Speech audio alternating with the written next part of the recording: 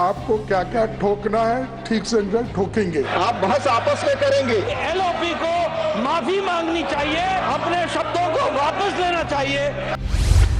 Budget सत्र के दूसरे चरण में आज राज्यसभा में नई शिक्षा नीति पर चर्चा चल रही थी।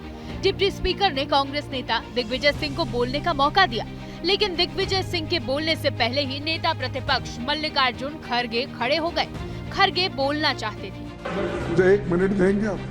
लेकिन डिप्टी स्पीकर ने खड़गे से कहा कि आपको सुबह बोलने का मौका मिल चुका है। एलओपी साहब को मैं सुबह मौका दे चुका हूं बोलने के लिए। सुबह में ऑलरेडी मैंने सबसे पहले आपको दिया था वक्त। जिस पर खड़गे ने कहा कि सुबह शिक्षा मंत्री सदन में मौजूद नहीं थे। तभी स्पीकर ने खड़गे को इशारा करते हुए बैठने को कहा, जिस पर नेता प्रतिपक्ष खड़गे भड़क गए। क्या डिक्टेटरशिप हो गया? मैं आपसे हाथ जोड़ के विनती कर रहा हूँ। को अनुरोध कर रहा हूं, माननीय दिग्विजय जी को बोलना है। नहीं, मेरा बोलना है। हम बोलने के लिए तैयार भी किए हैं और आपको क्या क्या ठोकना है ठीक से ठोकेंगे।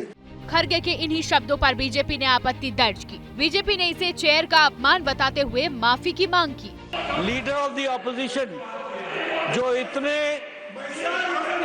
तजुर्बेकार, जिन्होंने नेतृत्व भी किया और सदस्य के रूप में भी काम किया, अभी जो उन्होंने भाषा का उपयोग किया और चेयर पर स्पर्शन किया है, यह अति निंदनीय है और वो माफी योग्य नहीं है।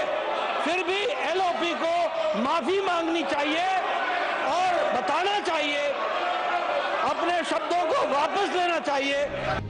हंगामा बढ़ते देख नेता प्रतिपक्ष खड़गे फिर खड़े हुए और अपने बयान पर सफाई देते हुए कहा कि उन्होंने उपसभापति पर नहीं, सरकार पर निशाना साधा था।